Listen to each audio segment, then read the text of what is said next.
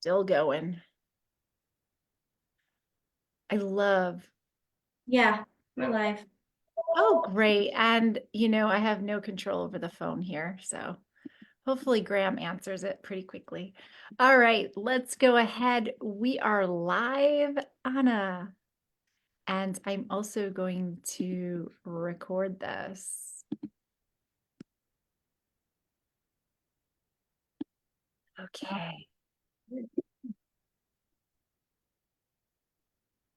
Hey, everybody. So good to be back with you. We had a little hiatus and we're back for the month of love. We are on call number 4, attraction and chemistry, charting the sparks. We have Anna Poirier here and Danielle Demchak over here. Anna Poirier is a love astrologer, and I am a relationship and couples coach. So today we're going to talk about attraction and chemistry from an astrological perspective as well as a relationship coaching perspective. And we're going to peek into the universe of attraction and chemistry as your charts light up the path to passion. We're going to discover your romance style based on your chart and what gets you in the romantic mood. And then we're going to unearth 3 stellar ways to turn up the heat in your relationship and create a deeper connection like never before. We have some great things and gems really to share with you today. So I'll let Anna go ahead and introduce herself, and then I will introduce myself and we'll jump right in. Perfect. Thank you, Danielle. And I just need to say a little side note real quick, which is your Libra rising is like shines forward because you just have this way with words. Really? That poetic nature that, yep. So, yeah, I so don't feel like that. So thank you for that's seeing. because that's because it's your rising and it's your unconscious, thing.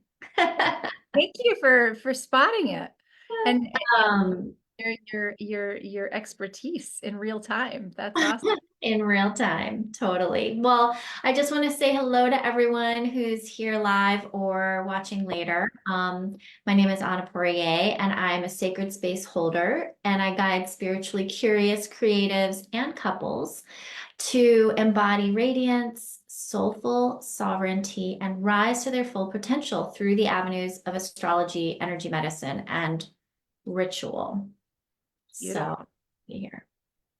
Thank you, Anna. And Anna, I just have to call out those amazing. This is so applicable for today's call. Anna, it has artwork in the back. To the right of her or left of her head are some beautiful phallic hooks. Yeah. I love those. Those are classic. I almost want to go out and buy some myself. I have to ask where they got their I peanuts. I know. I wanted to see actually if we didn't mention it, then if anyone was like astute enough to be like, what's in the background? I shouldn't have said anything now. It's okay. It's okay. It's just like peeking around the corner. I love it. The way you have the camera set. It's all right. Thanks, Anna. I am Danielle Demchak, and I'm a certified relationship and couples coach, and I'm dedicated to transforming conflict into connection and guiding couples to navigate challenges and cultivate profound love. Let's rewrite your love story, building a future with understanding, respect, and unwavering connection. So if you have any questions or comments at the end, feel free to just put them in the chat and we'll address them. And before we get started, we just want to know if you want to drop in the chat where you're from. We've had people from all over the country. So if you want to jot in the chat, go right ahead and tell us where you're from. All right, so we're going to kick it off with Anna from the astrological perspective of attraction and chemistry. Yeah. So, today what we're going to be diving into, we've talked about the sun, we've talked about the moon, we have talked about Mercury. So these are the communication, your emotional self, the part of you that shines forward, your identity. And we're really diving into now the Mars and the Venus and the Mars, which is the masculine and the feminine within when we're talking from a birth chart perspective. And Many of you have probably heard of that really famous book, Women Are Mars, Men Are from Mars, Women Are from Venus, if I can say that correctly. And this, and this is, it's not entirely untrue. It's a little black and white, but still, it's a title. It's a catchy title.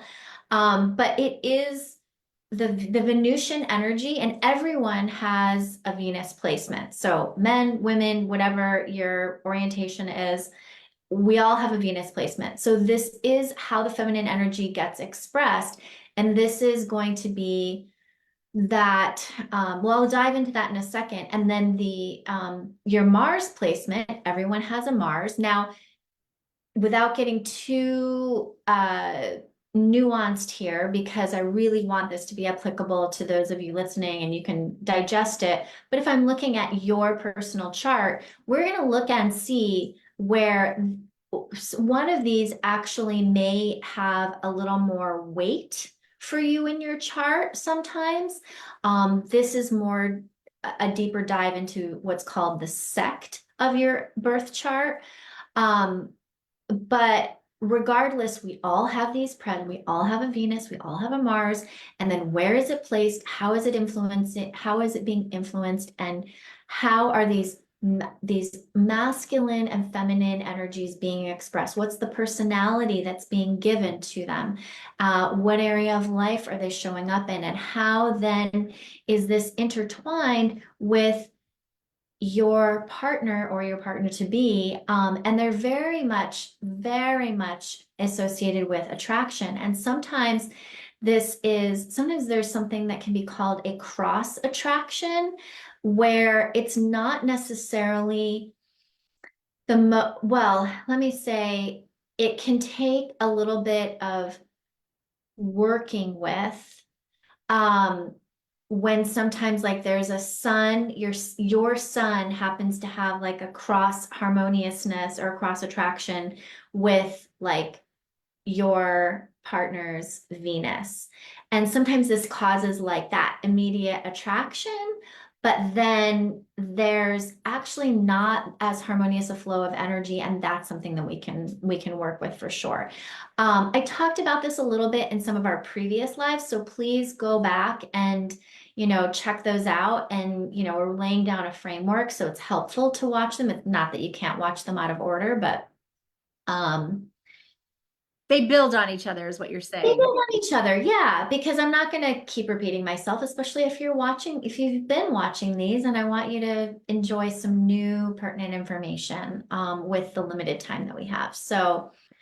Um, so I'm gonna touch on Venus here first. And Venus is going to be more of that feminine energy. How is it expressed for you as a woman, as a man, as a, whatever you associate with? But this is, Venus is the goddess. She's the goddess of love, right? In mythology. It's what you love, it's what you value. It is creativity, it is love, it is pleasure. Now, I want to be specific here. It's kind of like the intellectual, what I love, what I value. It's not like the deeper emotional, that's more of your moon. Like, what do I need? What do I need on a deep level to feel loved? This is a little bit more the romantic flavor. And what do I enjoy? And it's about aesthetics, and it's relationships of all. Venus is about relationships and the way in which we relate to all things, including our body, ourselves, even money, because Venus does deal with wealth and money. And so when I'm doing couples astrology, I'm often looking at, part of what I'm looking at with Venus is, are there really different ways of approaching money and finance? And because that can be, right, like that can be one of those things in a relationship, if you're not on the same page, or at least understanding of the differences, it can be something to navigate. So it can be really helpful in that way. It's all about how you connect, and and how and who you attract. Also, it's like Your this, Venus is, Anna. Your Venus. yeah, Venus.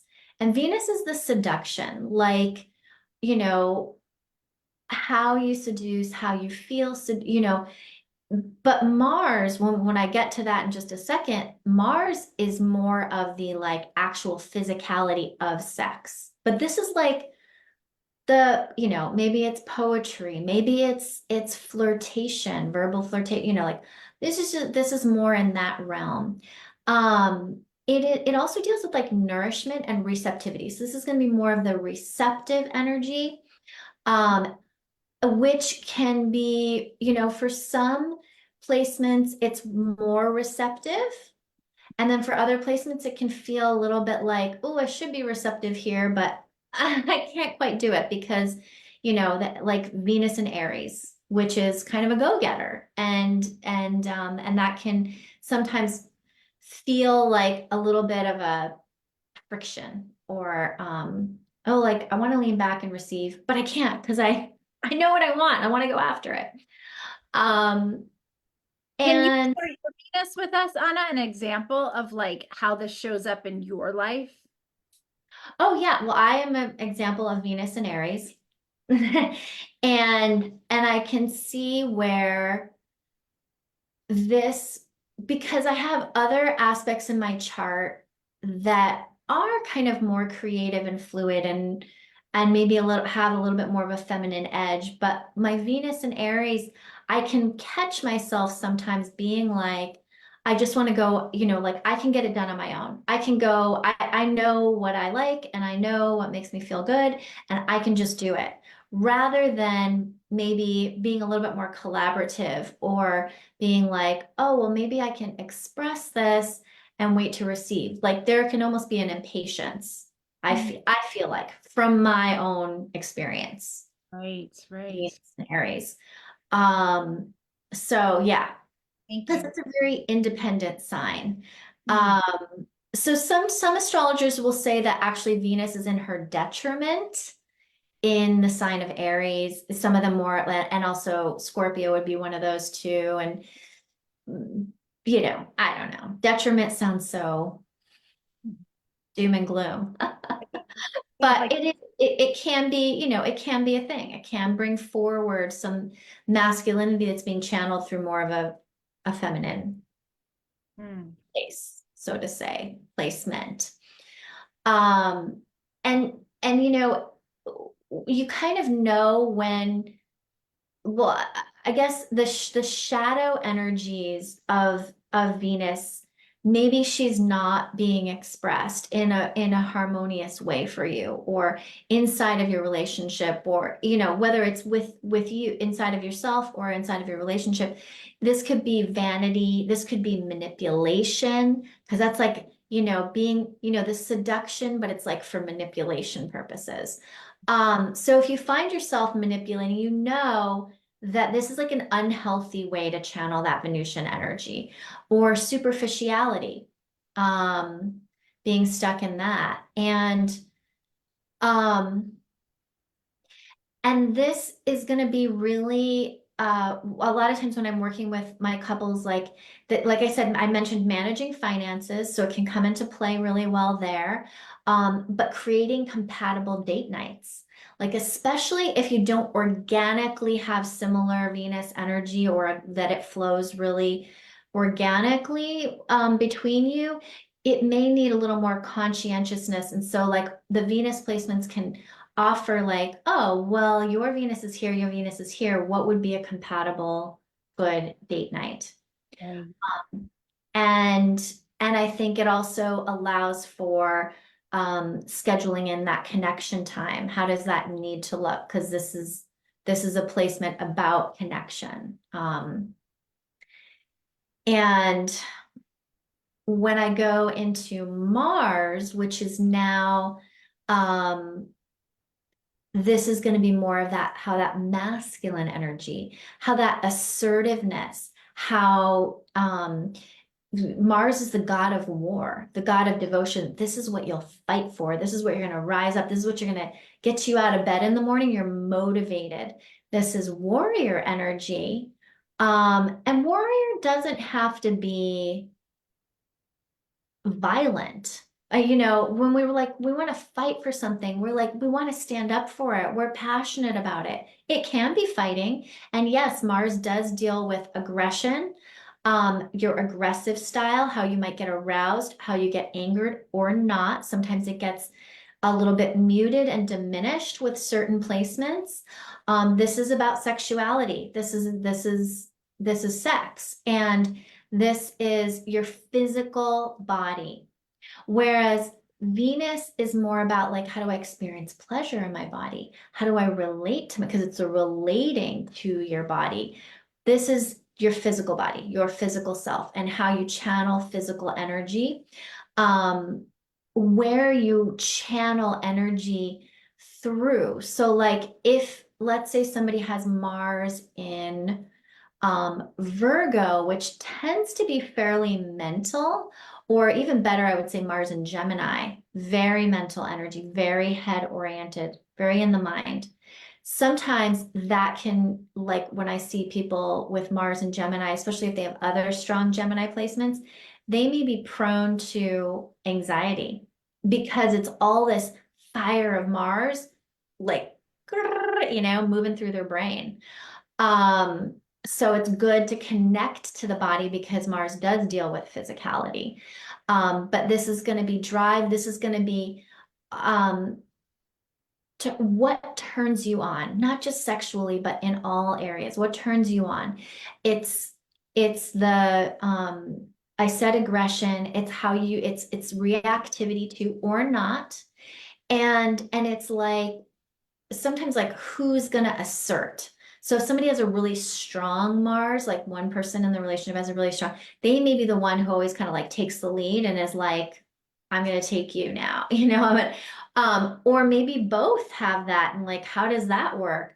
Or maybe there's two kind of softer placements of Mars, and then you find yourselves like skirting around like who's actually gonna initiate and get the party started, right? Um, so this can give us a lot of info. And um, again, if we know like the shadow or the lower expression of Mars will come out like aggression, insensitivity, a short fuse, being hostile. So obviously there can be some other things involved here, but sometimes just getting that objective view inside of partnership of like, okay, somebody's getting hostile or a short fuse. Often, like, we can look to the astrology and get that objective lens on maybe something that isn't being attended to. Maybe there's an incongruency within them or within or between the two in the couple that just could be massaged out by like looking at the Mars placement and how they interact with each other. And then Um, ways yeah. to work through that, right? What's that? And coming up with ways to work through that or that dynamic. Yeah, exactly. Exactly.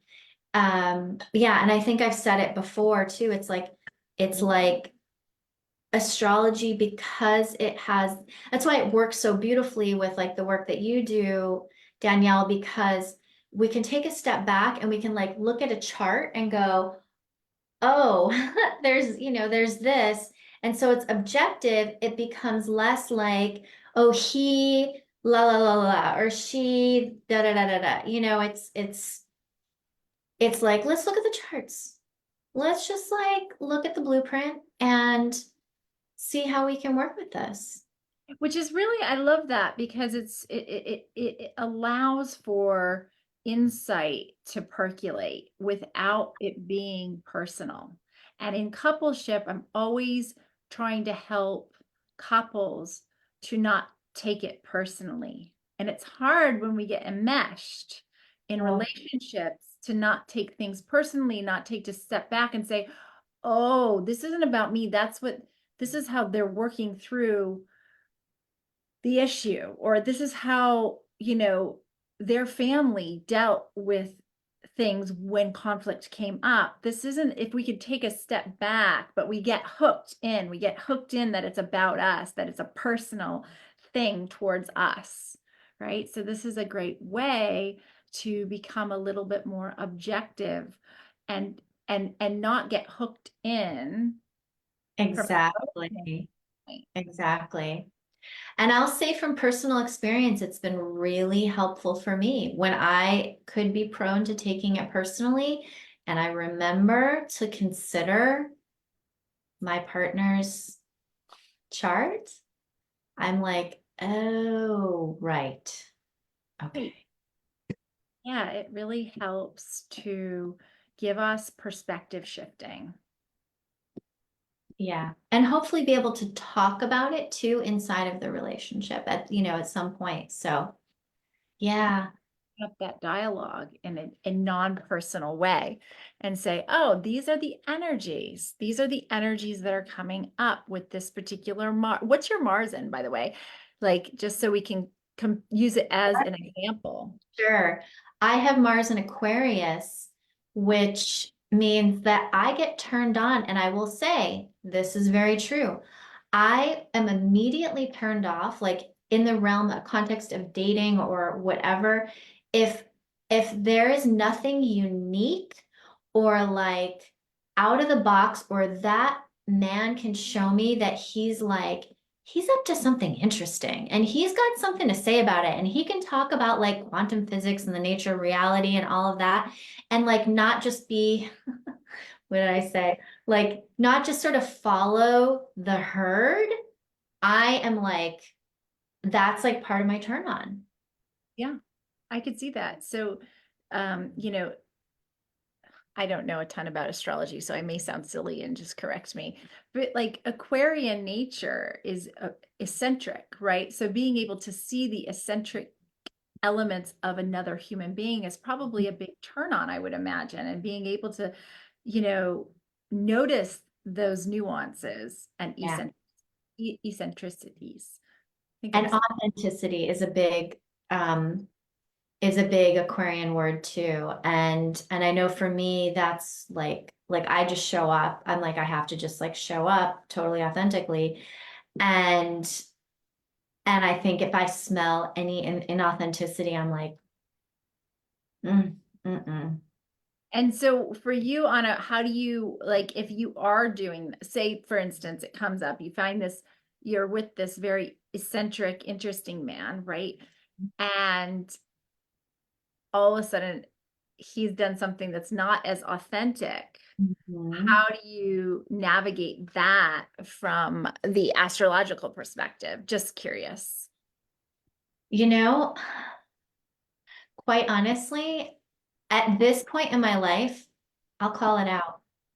What do you call it out? I call it out. I'm like, Oh, you call it out. You literally, I thought you were gonna call something out. And then no, you're like, actually, no, I call it no. out. I'm like, I noticed that whatever, like I'll just say it. Like this actually happened to me recently. I'm like, I noticed, I noticed you were doing this. I think you didn't think that I noticed. It sort of felt a little incongruent. And so it allowed him to address it, right? He is able to give you, to speak to it, which is nice. When we don't do that, when we don't bring something forward, um, we don't give that opportunity to our partner or future partner to share their perspective. And what ends up happening is our brain loves to fill in the blanks and make assumptions. So our Right. brain loves to make meaning. And so if it doesn't understand, if I just all of a sudden walked off the camera, your brain would start trying to make meaning. Oh, did something happen to the dog? Is grandma okay? Because I'm visiting grandma. And so our brain will try to make meaning. It could just be I walked off, I sneezed, and I came back. But regardless, our brain will make meaning on what that is. Sorry. Go ahead, Anna. I'll hand it. I'm going to mute me. Oh no, don't at all, because I'm handing it over to you. Okay. All right. Done. All I'm gonna say is, um, any of you like Post your questions at what, even if it's after the fact. We'll be coming back and looking and all that. So anyway, that's That's Mars. it. Post your questions. This is really interesting stuff, and it can really help to navigate relationship when we are able to draw on not just a couple tools, but many different tools. It allows us to have perspective shifting. And I talk about Duck Bunny in my work. I don't know if I have Duck Bunny or if I can share my screen. Can I share my screen here? I don't even know. I think I can. So Duck Bunny is a way to see perspective shifting. Do you see a duck or do you see a bunny? What do you see, Anna? I see a duck. And yeah, and I see a bunny. So it's a way to start to see through a different lens, and neither one's wrong or right. And it's, to me, how astrology ties in is that we're able to see through a different lens. Yeah, exactly. Exactly. All right. Well, thank you so much. Fascinating. And jump in as we're talking, if as I'm going along here. Uh, it always makes it fun that way. So I'm going to start talking about how to take your relationship, if it's a little on the fizzle, how to take it to the sizzle. Okay. And I'm going to share 3 stellar ways to turn up the heat and really create a deeper connection like never before. So I'm going to start with some fun facts because I love science and I love to see what the research shows. And they've studied thousands and thousands of couples, especially one of the leading is the Gottman Institute. But I just want to go through some fun facts and Anna, jump in to make it more fun and playful if you want. But the research has consistently found that sexual satisfaction is significantly positively related to relationship satisfaction. And when one increases or decreases, the other tends to follow, which I find really interesting, right? Because we think, oh, the sex is bad, or it's not as good as we want it to be, or I'm not as sexually satisfied. But that's all related to how positive the relationship is going and how satisfied we are in our relationship. They've also found that sexual compatibility has been related, as I had mentioned, to communication, sexual desire, and sexual functioning. So our sexual compatibility has greatly to do with how we communicate with each other, which is not so shocking because when we are not feeling emotionally connected or able to communicate well with our partners, how intimate do we want to be with them?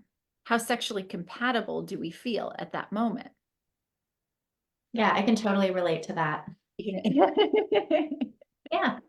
And is it more of is it more of the feeling sexually compatible or not feeling sexually compatible when you don't have the communication and when you don't feel as trustworthy in the that you don't trust in the relationship or feel like there is as much intimacy, emotional intimacy. Totally. Thank you. Thanks for jumping in. The research also shows that as long as you perceive that you are compatible, this is so fascinating, your sexual and relationship satisfaction remains intact. So they've noticed that perception is huge. If we perceive that our relationship and that we're compatible with our partners, there's actually more satisfaction sexually and in your relationship. That's fascinating. Right? I mean, so some argue that perception of a situation is the reality of a situation, regardless of how it may seem to others. Mm-hmm. Mm-hmm. Brain is so powerful. The Mm-hmm. Gottman research also confirmed, which is one of the leading research centers on couples and relationships, that good sex is very interrelated with intimate trust, friendship, conversations that create emotional connection. And that's what we had led in with.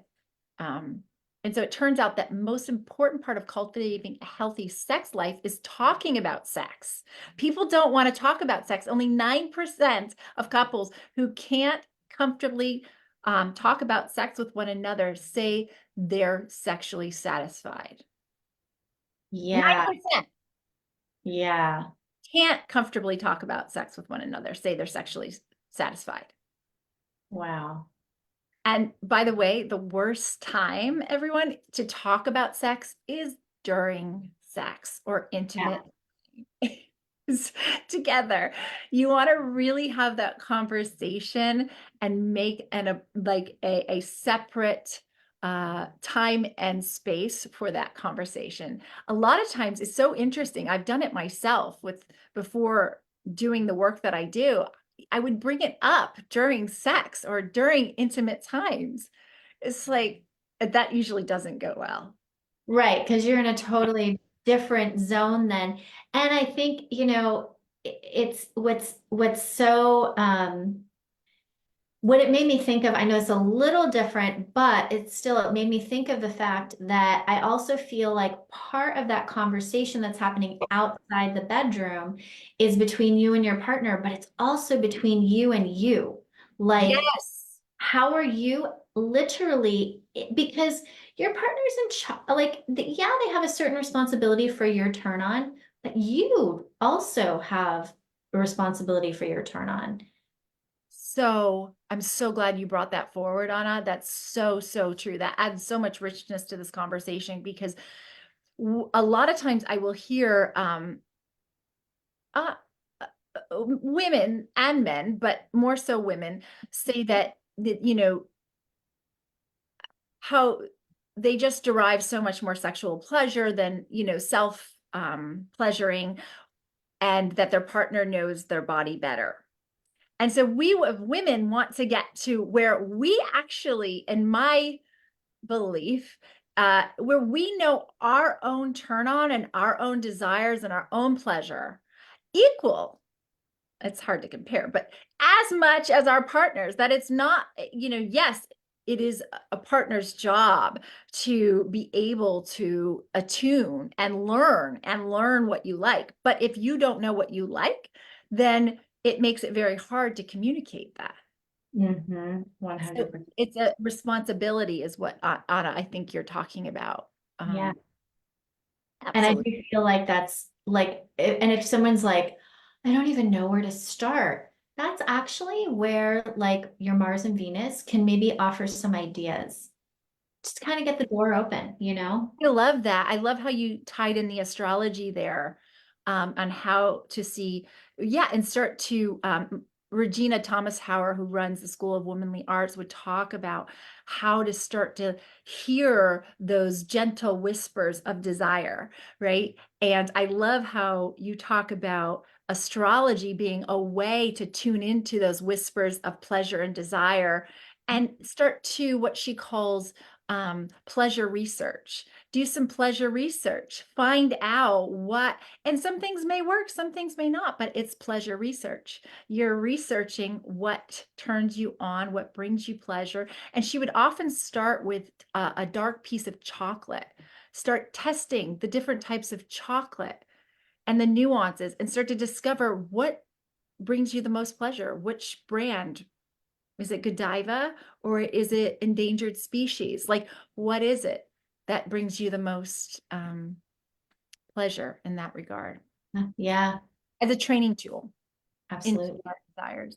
So we also want to prioritize intimacy over intercourse. And sex is about connection and personal sex is really personal sex versus like impersonal sex. Personal sex is really hard work and it's much more risky than impersonal sex, which is exciting and fun and those one night stands and, when we're dating, but it may not be as rewarding. So in a long-term partnership, what we're going for is how do we prioritize that intimacy, that cuddling, those holding the hands, the emotional intimacy. That is what's going to be the harder work and more emotionally risky, and asking for what we want. And Yeah, yet it's going to be deeper. Ultimately, it'll be deeper and more rewarding. exactly. Exactly. And that's exactly what the research is showing, exactly what you said, Anna, is, And this is what I also found was really interesting. I guess I didn't know it so black and white in this way, but out of the Gottman Institute, they found that sexual chemistry is crucial to a happy marriage. Like that was very crucial to a happy marriage. And I guess I just didn't know it to that extent. But that good sex has much more to do. Good sex has much more to do with intimate trust, friendship, conversations that create that emotional connection, which is established through, and this is in prior calls that Anna did through when I talked about emotional safety. That's when our brain and our body feel emotionally safe. That's where we're free to collaborate. We're free to dream. We're free to be wild, wild in the bedroom, but also creatively in our lives, and be able to feel more compassion and express ourselves. So if you're feeling stunted, it's probably because there's not emotional safety in your relationship. And that's where you'd want to start to lead to more sexual intimacy and even intimacy in general before intercourse. I love how that was worded. Intimacy, and one of from the research is that intimacy before intercourse. Often we want to try to be physically intimate before we can be emotionally intimate. And actually, when we can lead with emotional intimacy from a place of emotional safety, that is when the heat gets turned up. The other thing that I find interesting is that some people get turned off by the idea of prioritizing safety in their relationship because they equate it with safe relationship with boring relationship. But actually, when we are in a secure relationship and we feel safe, this is when we again can start to be our best versions of ourselves, and we can express all these little facets of ourselves.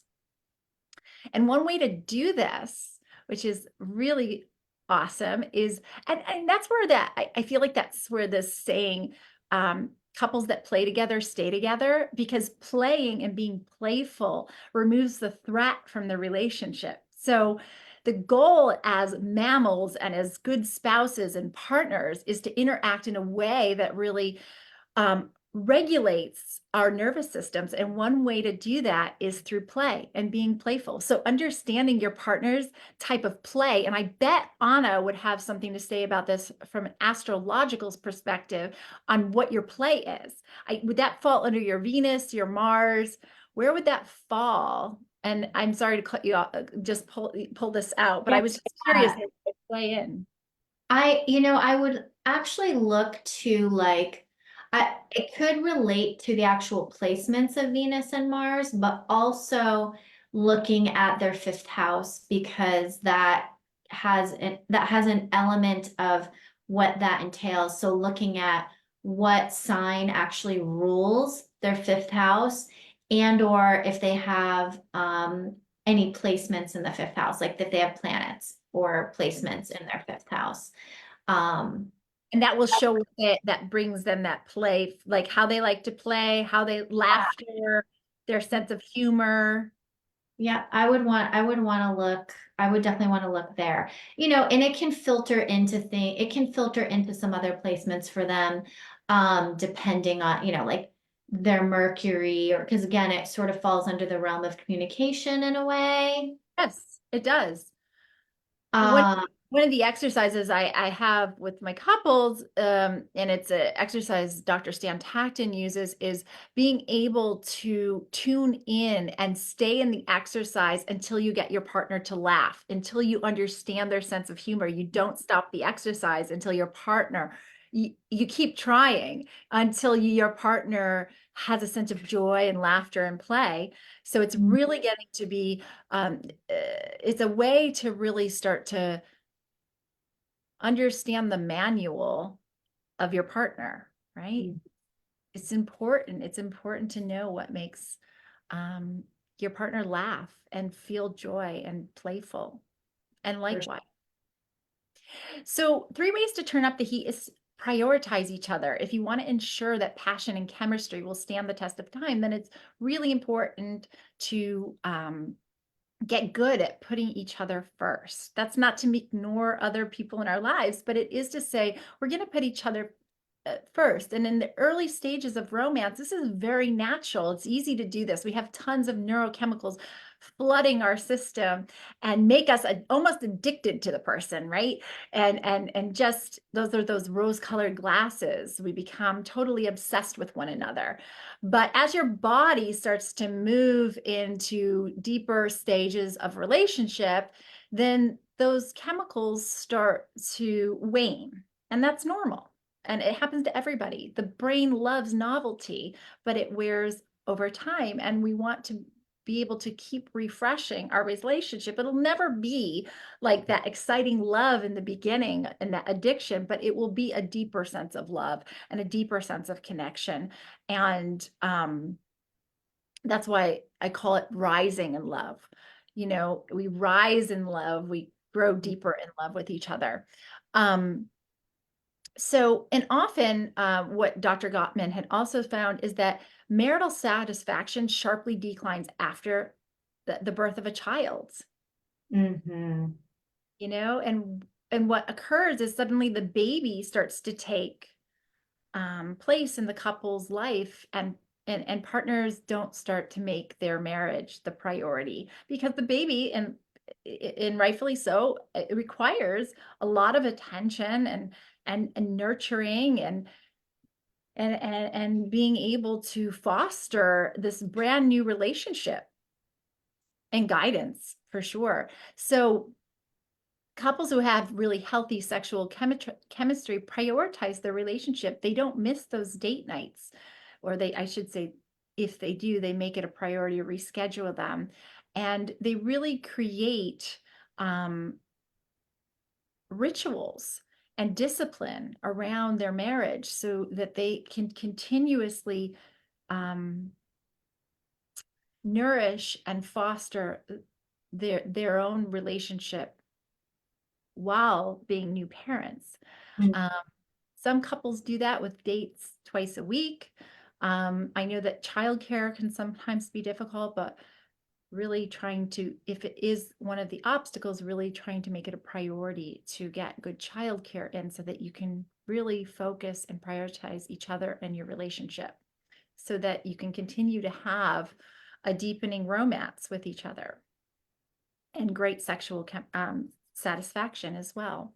Again, that sexual satisfaction is based on the friendship that you have with each other, the trust and the connection. Some ways I'm going to actually, I found this fascinating to some ways to rekindle sexual chemistry. They had two groups and about 3,000 couples over 4 decades. And what Dr. Gottman found is that there are 13 things that all couples who have an amazing sex life do. Do you want to hear those? Yes, Definitely. everybody. The crowd cheers. They say, I love you every day, and they mean it. They Mm. kiss another passionately for no reason. They give surprise romantic gifts, not big, but gifts. They know what turns their partner on and off erotically. They are physically affectionate, even in public. They keep playing and having fun together. They cuddle. They make sex a priority, not just the last item on the to-do list, right? Because after the honeymoon phase of a relationship, and this is just what I wanted to add in here, is that we really have to schedule sex. And people are like, oh, that takes the spontaneity out. Yeah, but when things are spontaneous and life gets busy, we don't make them a priority. So scheduling in sex means we really make it a priority. And you can make it fun. You can have you can have you can have your partner plan the whole night. You can have the other partner plan the night. You know, and you can play with different themes and you know who's got great ideas around this is Jaya. She is I forgot the name of her company, but if you go to Erotic Blueprint, you can find your erotic blueprint. This is really fun to find out. There's 5 different erotic blueprints, and this is a way to also uptick, if that's a word. Is uptick a word? Uptick's a word, right? Uptick your sexual chemistry in the bedroom. Um, Find out your erotic blueprint. There's 5. There's the shapeshifter, there's the kinky, there's the energetic, there's the sexual, and there's the sensual. Find out which one you are. And then you can play with different date nights using these different energies and get to know your partner's erotic blueprint as well as your own. I feel like that coupled with, some of the stuff that I was talking about with Venus and Mars is like really that combo could be very powerful for completely shifting things. Well, Hmm. I don't know. Yeah. Yeah. And so it is super, I could see how that would be very powerful. I mean, I'd be curious. Well, next week we're going to do a live demo. So it will be fascinating. We can maybe incorporate, because I know what my erotic blueprint is. So maybe we can see based on when you go through my chart on how that plays out. Oh, right. Right, exactly. So that we'll note that. That'll be fun. All right. So, and staying good friends, being good friends allow and being able to have a great friendship with each other. And they also talked comfortably about their sex lives. Remember, having a satisfying sex life means being able to talk about our sex life, right? They have weekly dates. They have romantic vacations with the two of them, and they're mindful about turning toward. I think I might have had a typo in that one. I don't know what that last one is. Sorry, guys. Don't know. What they also studied at the Sloan Center at UCLA studied 30 dual career heterosexual couples in Los Angeles. These couples had young children. The researchers were like anthropologists, observing and tape recording and interviewing these couples. And what they discovered that that with these young couples that had a bad sex life was, one, they spent very little time together during a typical week. They become job centered, him, and child centered, her. They talk mostly about their huge to-do lists with each other. They seem to make everything else a priority other than their relationship, and they drift apart and lead parallel lives. So they become roommates. Um, and lastly, they are unintentional about turning toward one another. That's what the 13th one was above. So the great sex life couple, they are mindful about turning toward one another. The bad sex life couple are unintentional about turning toward one another and being able to have each other's backs. So if we were to summarize these two studies, it says that the couples should not avoid one another emotionally, but instead follow the 13 very simple things that everyone on the planet does to make their sex lives great. And that was the summary of the study. Do the 13 things that the couples that have an amazing sex life do. The tried and true. Mhm.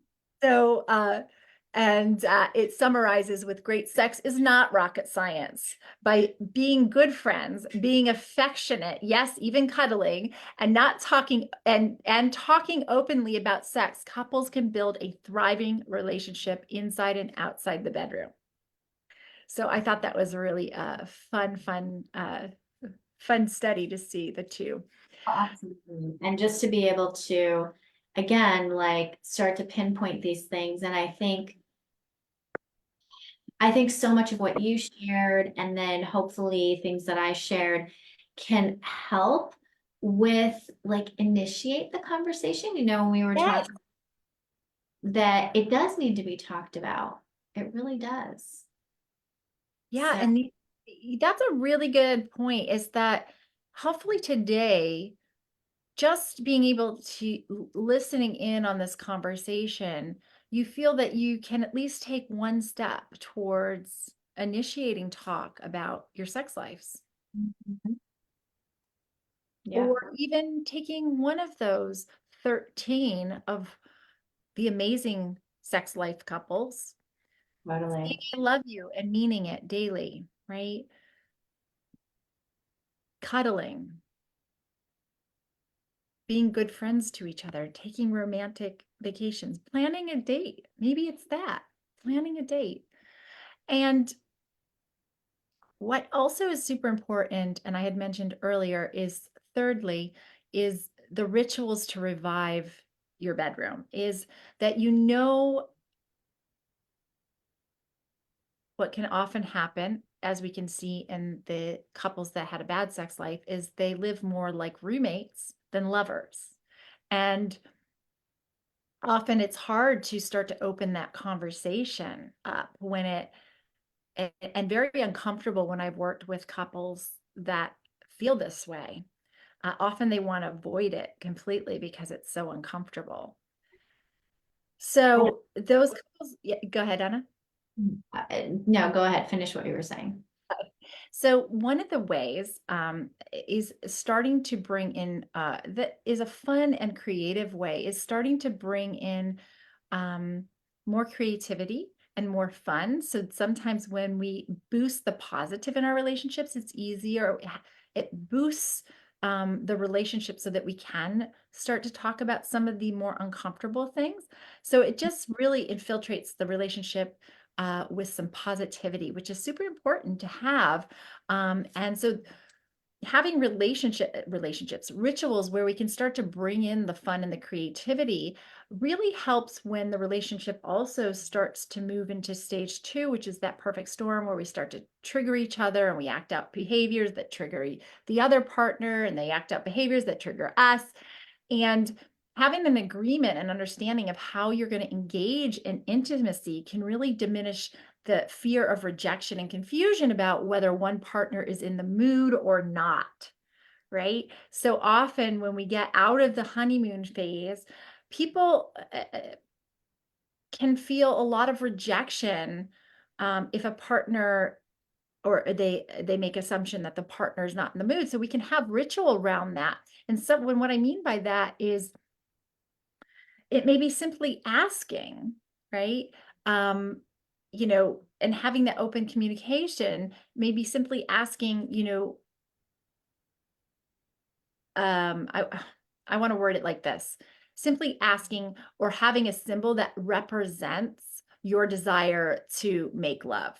Like if you have you could simply ask and say and share what Anna and I talked, that's what I was trying to get out, had talked about is really being able to understand your own pleasure, your own desire, so that you can communicate that and actually upfront having an agreement. When I'm in the mood, I'm going to be able to express that to you, whether it's in a code or a symbol or me asking to be intimate. And don't wait until you're married to make these rituals, because when you're in that honeymoon stage, this is all very easy. But as we move into the second stage, that perfect storm, if we don't have some of these rituals in place, it makes it challenging because that's where that fear and confusion will come in, and rejection. Mhm. So I wanted to just also mention some examples. So the VIA character strengths look at strengths and what they have of each person. So character strengths. So one of my top character strengths is love and gratitude, and everybody has different top strengths. So what they have found is you can do dating around those strengths. That's a way to electrify and I've had couples that have been together 25 years. I have them pick one strength to go on a date around and they discover all this new stuff about their partner that they never knew. And then the next date can be about your strength and you plan the whole date around that strength. And sometimes you can do it dually, meaning his strength and her strength, or um, her and her strength, whatever. It's one way to do it. So that's VIA character strengths. Taking turns planning dates. Check out Jaya's work on our erotic blueprints. She has a book out. It really talks about planning these dates and how to electrify the evening. She's got some really hot and sizzly ideas in her book. And there's also exercises you can do around the five senses. So in Anna, it's really interesting because some of these exercises would maybe more applicable to certain Venuses or Mars profiles. understanding. So doing a sensory exercise, putting a blindfold on, having chocolate, having something to smell, having something touch you like a feather or a rose, and having music. So playing with the five senses is another way to really be playful and also spice up the bedroom. So that's all I have for today. Yeah, so good. Such good stuff. Um, and I think, I think we've given so much to contemplate. One of the Yes. things that came up as we are wrapping it up, one of the things that came up when you were speaking about it was also sharing fantasies, which can be Yes. edgy for sure. And it doesn't mean that you have to do what your partner brings forward, but I think just the act of sharing it and being like, oh, okay, like, and then you just get to have a conversation about it. Yeah, and it really does allow for that. Um, it feels a little risky, right? Remember, I said like impersonal sex isn't that risky, but personal sex is a little risky. That's sharing a very vulnerable part of Yeah. yourself. Yeah. That in order to be able to do that, you have to have the emotional safety to in the relationship to do that. And that's why it's more gratifying in the end, is that you can go to different places in yourself and your relationship. Um, that you would not otherwise be able to do without that emotional safety. Yeah. It And can, Anna and I will be able to answer any questions that come up. Feel free to write us. I know a lot of people always can't make the lives, but ask questions away in the comments, reach out to us personally, whatever you want to do. We're here to answer your questions. Anna, it's been a pleasure again. In 2 weeks, we are doing a live demo on my chart, and Anna is going to show how all this comes together and plays out in a chart. And so we're doing this live demo and it's going to be so much fun. I can't wait. get an idea of, like real time, real person. And what and what you do and how you work and the energy she brings to her reading. So it'll be so much fun. All right. Totally. Thank you so much. And we'll see each other in 2 weeks. Yeah, great. Look All forward to right. seeing everyone. Thank you, Danielle. Likewise. Thank you.